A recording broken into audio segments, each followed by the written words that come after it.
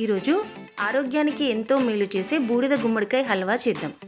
ముందుగా బూడిద గుమ్మడికాయని తీసుకొని బాగా కడిగి పైన తొక్కంతా తీసేసుకోవాలి. లోపలున్న గింజలన్నీ తీసేసి దీన్ని సన్నగా తురుముకోవాలి.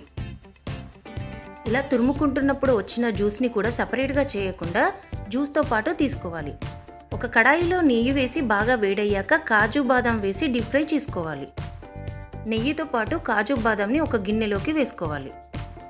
ఇప్పుడు అదే ప్యాన్లో తురుముకున్న గుమ్మడికాయని వేసుకొని నీళ్ళన్నీ ఇంకిపోయే వరకు ఫ్రై చేసుకోవాలి. దీనికి తగినంత షుగర్ యాడ్ చేసుకొని మరికొద్దిసేపు ఫ్రై చేసుకోవాలి. ఇది కొద్దిగా గట్టిగా అయిన తర్వాత నెయ్యి మరియు కాజు బాదం వేసుకొని మరికొద్దిసేపు ఫ్రై చేసుకోవాలి.